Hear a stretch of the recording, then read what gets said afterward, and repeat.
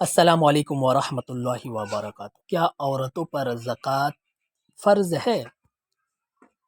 इस बारे में दो फतवा मैं लगा रहा हूँ, आप लोग देख लीजिए, जिसका मैं खुलासा अपने अंदाज़ में आसान अंदाज़ में कर दूँ कि जिस तरह मर्दों पर ज़कात फ़र्ज़ होती है, उसी तरह औरतों पर भी फ़र्ज़ है।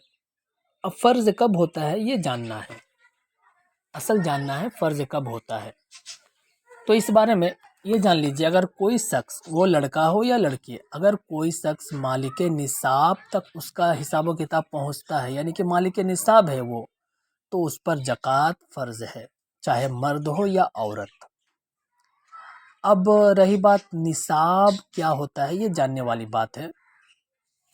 मालिक निसाब यानी कि निसाब का मालिक, तो क्या निसाब, ये जानना ज़रूरी है। तो देखिए, सोना, चांदी, माले तिजारत और पैसा वगैरह, खास करके ये चार चीज़ों पर ज़कात निकाली जाती है। अगर किसी के पास सोना है तो वो सोना को देख लेगा कितना है, चांदी है तो चांदी को देख लेगा, माले तिजारत सेल करने की सामान बिक्री करने की नीयत से अगर कुछ लिया है तो वो देख लेगा। इसी तरह कैश यानी कि पैसा कौड़ी, ये चारों का हिसाब व किताब करना पड़ता है, जैसा कि मैंने कल वाली वीडियो में बहुत ही अच्छे अंदाज में बहुत ही अच्छी तरह से समझाया था। अब अगर कोई औरत ये देखता है कि मेरे पास सोना कितना है, खास करके सोना चांदी औरतों के पास होती है, वो देखेगा सोना कितना है, तो देखेगा सोना मेरे पास 50,000 का है, तो वो उसको कॉपी में लिख लेगा सोना 50,000। इसी तरह चांदी का हिसाब लगाएगा कि मेरे पास चांदी कितना है, देखेगा 10-20 हज़ार का चांदी है, तो लिख लेगा चांदी 20,000। माले तिजारत बिक्री करने का सामान औरतों के पास नहीं होती तो छोड़ दीजिए, कैश पैसा वगैरह तो हर औरतों के पास 1-2 रुपया होता ही है, तो जितना भी पैसा हो उसको लिख लीजिए। अब ये तीनों को, सोना चांदी और पैसा को, तीनों को ऐड कर लिया जाएगा। सोना, जैसे कि मिसाल के तौर पर किसी ने 10 बल्कि 1 लाख का सोना खरीदा था या 50,000 का सोना खरीदा था आज से 5 साल पहले, तो वो कितना ग्राम था, कितना भरी था, उस हिसाब से आज कितना हो जाना चाहिए, वो आप लोग अपना अंदाज़ा लगाते रहिएगा, वो आप लोग का मैटर है। जैसे कि 5 साल पहले अगर किसी सोना का दाम, चांदी का दाम 1 लाख रुपया था, तो अभी कम से कम 1,50,000 या 2 लाख के आसपास बढ़ेगा, तो जाहिर सी बात है बढ़ेगा। तो इस हिसाब से अपना देख लेंगे आज के हिसाब से क्या उस सोने का दाम है, उस चांदी का क्या दाम है आज के हिसाब से।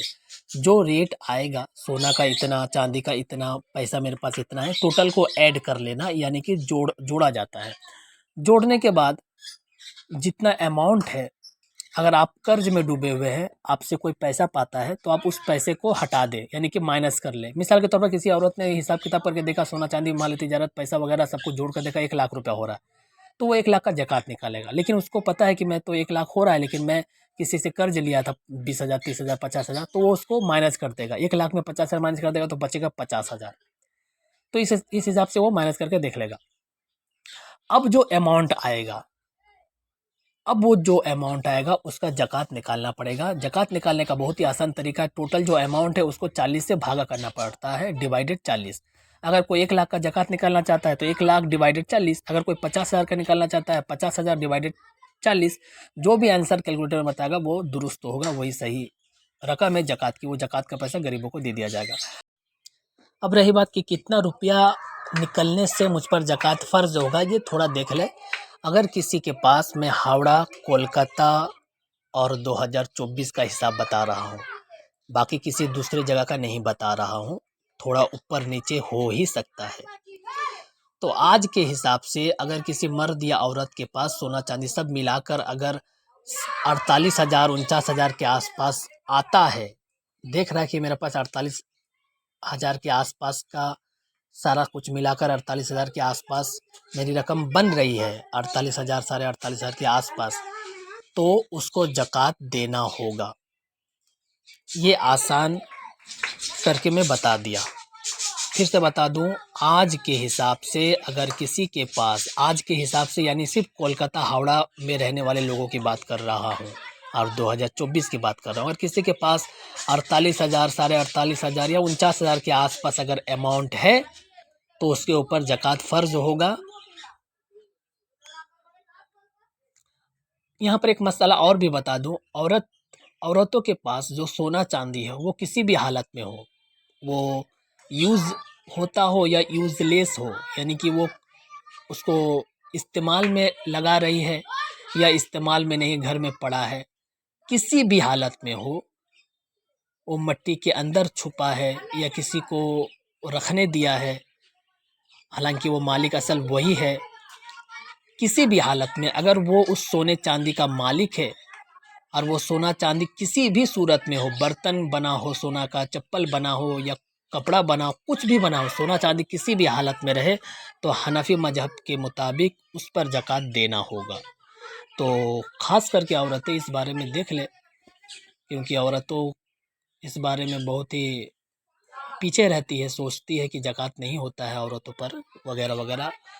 तो यहाँ पर एक मसला और भी बता दूँ, अगर औरत अपनी ज़कात नहीं निकालती तो वो अपने शौहर या बाप या भाई को कह देगा कि मेरा इतना ज़कात हो रहा है, आप दे दीजिएगा।